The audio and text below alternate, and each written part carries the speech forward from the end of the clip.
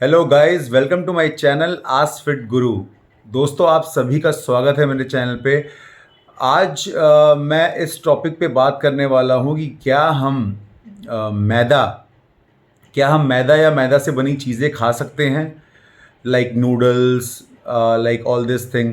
क्योंकि आपने अभी रिसेंटली देखा होगा, आई थिंक कुछ समय से ये एक मतलब तरुण गिल जी का जो वीडियो है उसमें उनको बहुत ज़्यादा बैशिंग मिल रहा है इस चीज़ का कि वो मैगी को प्रमोट कर रहे हैं, नूडल्स और वो सारी चीज़ों को, मतलब मैदे से बनी हुई चीज़ों को प्रमोट कर रहे हैं कि आप खा सकते हो एंड फिर भी आप फिट रह सकते हो।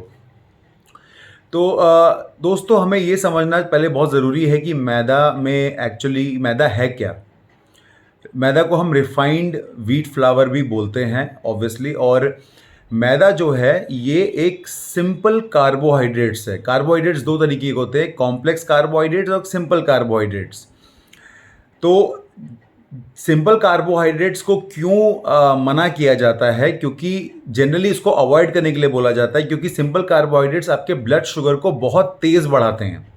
और जितना ज़्यादा तेज़ी से आपका ब्लड शुगर बढ़ेगा उतना ही ज़्यादा आपका इंसुलिन स्पाइक होगा। तो इसीलिए मैदा को, मोस्टली सिंपल कार्बोहाइड्रेट्स को डायबिटिक लोग को मना किया जाता है, या ऐसे लोग जिनको इंसुलिन रिलेटेड कुछ इश्यूज़ हैं तो उनको मना किया जाता है। और फिटनेस में अगर मैं इसकी बात करूं कि इसका कितना मतलब इसका क्या रोल है, तो ये आई थिंक आप सब जानते हैं कि वर्कआउट के पहले आपको, जनरली वर्कआउट के 1.5 से 2 घंटा पहले आपको कॉम्प्लेक्स कार्बोहाइड्रेट का ज़रूरत पड़ता है। अब कॉम्प्लेक्स कार्बोहाइड्रेट्स मतलब जिसमें फाइबर की मात्रा ज़्यादा होती है, जो ब्लड शुगर इतना तेज़ स्पाइक नहीं करते हैं। सिंपल कार्बोहाइड्रेट्स में जैसे मैदा हो गया या वाइट ब्रेड हो गया, पटेटोज़ हो गए, इनमें फाइबर की मात्रा इतनी नहीं होती है। इसीलिए फाइबर की मात्रा कम होने की वजह से इन जो ब्लड शुगर है बहुत तेज़ी से भागता है हमारे ब्लड में। जो शुगर की मात्रा है वो ब्लड में बहुत ज़्यादा बढ़ जाता है, बहुत इमीडिएट बढ़ता है।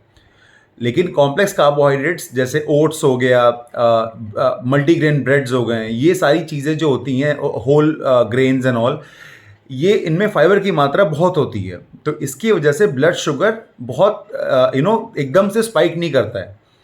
इसलिए बोलते हैं कि वर्कआउट के पहले हम लोग को कॉम्प्लेक्स कार्ब्स खाना चाहिए, क्योंकि ये ब्लड शुगर धीरे धीरे आपके ब्लड में स्टेबल रहता है और आपको ड्यूरिंग द वर्कआउट आपको अच्छा खासा एनर्जी मिलता है, मतलब प्रोलॉन्ग्ड पीरियड तक आपको एनर्जी का सप्लाई होता है। I hope you are getting my point. लेकिन वर्कआउट के बाद, जैसे वर्कआउट आपने कर लिया, इसके बाद your body needs something very quick. Workout किया आपने, वर्कआउट में आपने जितना जो आपका ब्लड ग्लूकोज है वो खर्च होता है, जाहिर सी बात है। जो ब्लड ग्लूकोज है वर्कआउट करते हो आप, तो वो यूटिलाइज हो जाता है।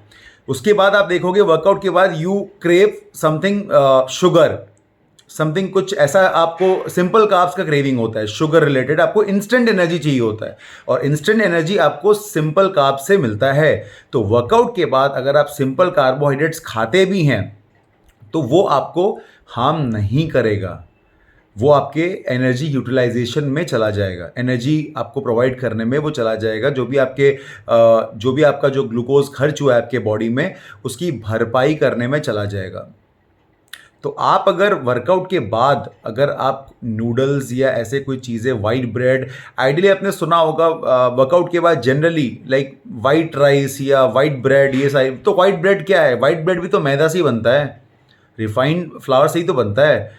लेकिन अगर किसी ने अगर नूडल्स खा लिया या मैगी खा लिया तो आप लोग उसको बोलने लगे कि अरे यार क्या पागल आदमी है, लाइक ये थोड़ी ना होता है, मैगी खा के कोई बॉडी बनाता है क्या? देखिए, बात वो नहीं है।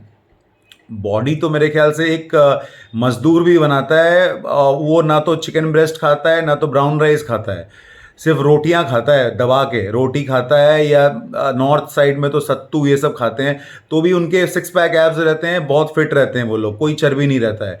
तो बात वो नहीं है, लेकिन साइंस की बात है यहाँ पे।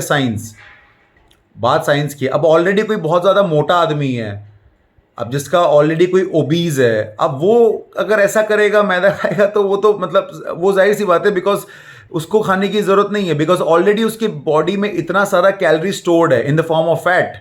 सो he has to reduce it. So कोई सेंस नहीं बनता। लेकिन आप सही अप्रोच देखो ना, तरुण गिल जो है ऑटोमेटिकली 40+ एज है उनका, काफ़ी टाइम से उनका जिम का एक्सपीरियंस है, he has a very good muscle mass, उनका एक काफ़ी टाइम का पुराना बॉडी है। तो अगर वो कुछ ऐसा खाते भी हैं तो ऐसा नहीं है कि वो एकदम से मोटे हो जाएंगे या उनका बॉडी खराब हो जाएगा, लेकिन आपको समझना ज़रूरी है कि आपके लिए क्या सही है। अगर आप एक बिगिनर हो, आपके बॉडी का फैट परसेंटेज 20-25 से ऊपर है, तो आप अगर ऐसे वो उस चीज़ की नकल करोगे तो आपसे बड़ा बेवकूफ़ कोई नहीं है फिर। तो इन चीज़ों को समझना ज़रूरी है। हर फूड आइटम आपके लिए अच्छा होता है, लेकिन आप उसको किस समय खा रहे हो, टाइम हमेशा मैटर करता है दोस्तों, टाइम। अगर आप गलत टाइम पे अगर फ्रूट्स भी खाते हो, अगर आप रात में फ्रूट्स खाते हो तो वो आपके लिए बेकार है। आपने ये आई थिंक आयुर्वेदा में भी इस चीज़ का सुना होगा कि सनसेट के बाद जनरली फ्रूट्स नहीं खाना चाहिए। उसका रीज़न ये है बिकॉज आपका मेटाबॉलिज्म कहीं ना कहीं स्लो हो जाता है। तो एंड फ्रूट में भी शुगर होता है in the form of fructose. तो ये चीज़ें होती हैं जो इंसान को पता होना चाहिए, तभी वो एक हर चीज़ को एंजॉय कर सकता है। वो बोलते हैं तरुण गिल अपने वीडियो में कि आप हर चीज़ को एंजॉय करके आप उसको रिलिश कर सकते हो और स्टिल फिट रह सकते हो। बात बिल्कुल सही है, बिल्कुल सही है गाइस। इसमें कुछ ऐसी वो बात नहीं है, लेकिन वही है कि लोगों का थोड़ा सा अंडरस्टैंडिंग गड़बड़ है, किसको क्या समझना चाहिए। लोग गलत मिस इंटरप्रेट कर देते हैं। अब कोई बिगिनर बंदा है जिसकी बॉडी में बहुत ज़्यादा फैट परसेंटेज है, वो हो सकता है वो इसको लगे कि अरे वाह, ये खा के तो बढ़िया है, नूडल्स खा के बॉडी फैट कम हो जाएगा मेरा। ऐसा नहीं है। आपको ये भी देखना है कि आपके बॉडी में आपका मसल मास कितना है, आपका एज ऑफ एज कितना है, आपका एक्सपीरियंस कितना है, आप किस लेवल पे हो, आप इंटरमीडिएट हो, एडवांस हो, क्या हो। Obviously Tarun Gill is at advance level, वो compete कर रहे हैं स्टेज पे, तो वो कोई बिगिनर थोड़ी ना है, वो इंटरमीडिएट भी नहीं है। प्लस उनके बॉडी में बहुत सारे ड्रग्स भी हैं, वो भी आई थिंक ये हर कोई बात ये मानेगा कि he has taken steroids and all, उनके बॉडी में अच्छे खासे हार्मोन्स पीक पे हैं। तो आप सोचिए उनके बॉडी में जो मेटाबॉलिज्म है, उनका जो प्रोटीन सिंथेसिस है, ये सारी चीज़ें कितने मतलब लिटरली आसमान पे होगा।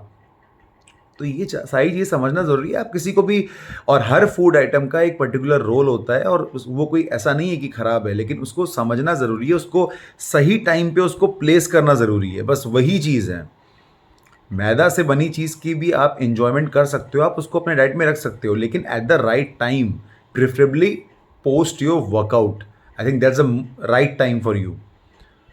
उसमें आपका वो हार्म काफ़ी हद तक कम हो जाता है।